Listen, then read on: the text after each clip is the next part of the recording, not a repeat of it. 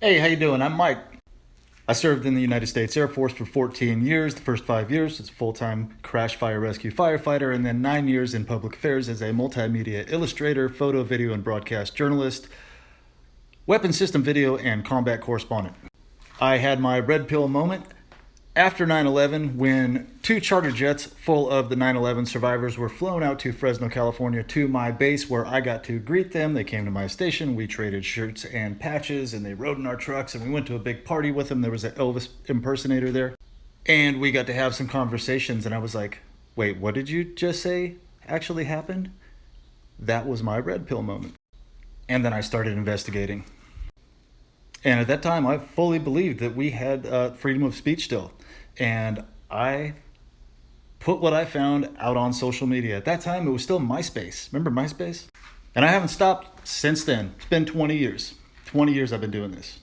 Since that time, I learned that the slaves were actually never freed during the Civil War. They were just transferred over to the United States Corporation, which the Virginia Company purchased the United States in 1871 and made us all slaves. Yeah, that's right. 6 months before the Civil War was over, they started the IRS. They knew the Emancipation Proclamation was going to sign. They were going to lose all their free labor, and they needed a way to have free labor. So the IRS was created in order to financially enslave every single one of us financially, regardless of ethnicity, religion, or political party. Now, during the time I was doing all of this, at some point, I believe in about 2013, I was put on a Department of Homeland Security watch list after being put through the Foreign Intelligence Surveillance Court. That's FISA Section 702. Look it up. It's an unconstitutional court that we have here in the United States where you do not know who is accusing you, what you're being accused of, and you have no due process. You might have heard Trey Gowdy interviewing one of the people from the FISA court in congressional hearings saying, what process is used to put these people on a list? And she was like, what are you talking about? There's no process. And he's like, I'm using half of the term process. It's called due process. FISA court, there is no due process. They put you through that. You go on the Department of Homeland Security watch list, and all of a sudden your life turns into the Truman Show. And when I say the Truman Show, it's very close to the Truman Show. You are surveilled 24 hours a day, 7 days a week, 365 days a year, and psychological operations are used in every aspect of your life. So, being a former investigative journalist for the Air Force, trained at the Defense Information School at Fort Meade, Maryland, to do so, I started using those skills to document and report on what I was experiencing. And I have followed it all the way up to the top. Did you know that when the Department of Homeland Security was created, they consulted two different people? Okay, we're a constitutional republic. We're supposed to be, right?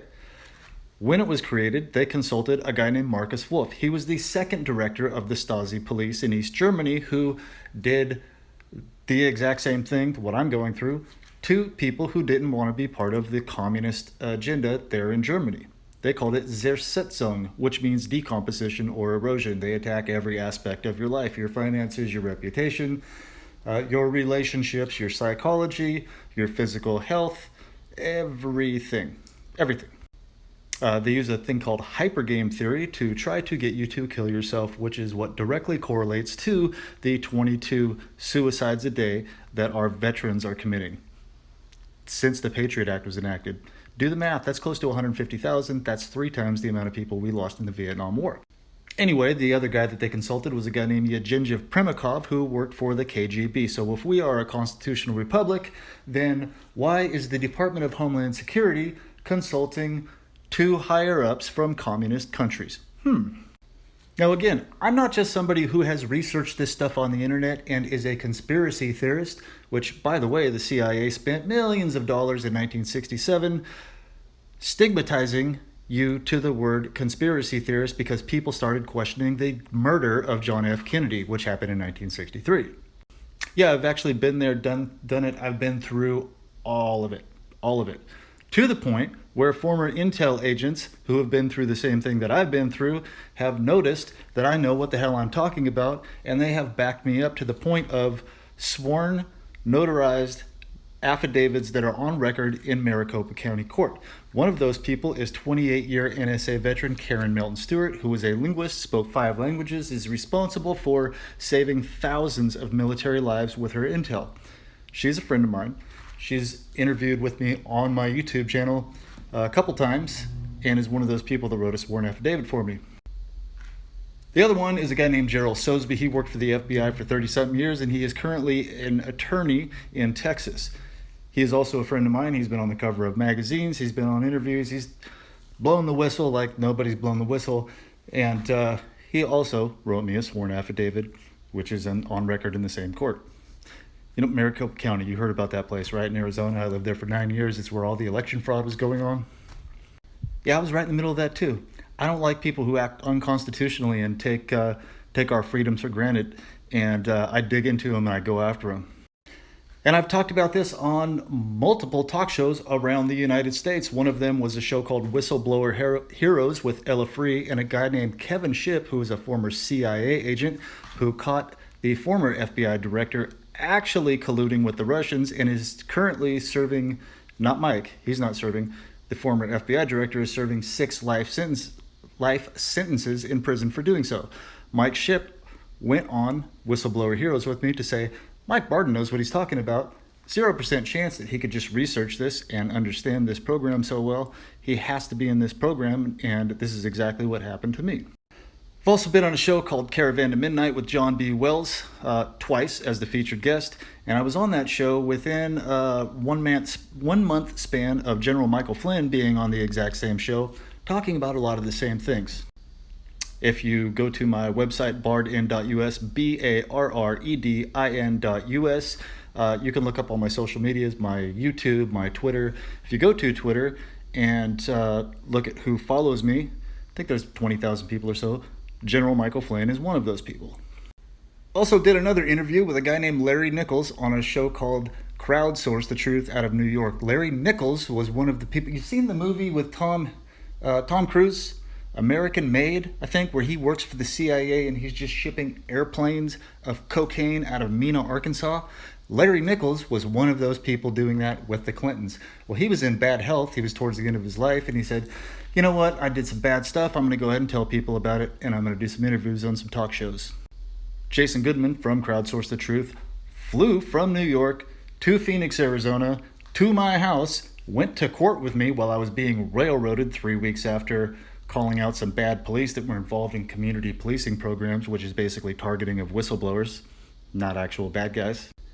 And Larry Nichols backed up what I was saying and gave me some insight on some stuff that goes way back further before this targeting thing. It goes back to when I was a kid.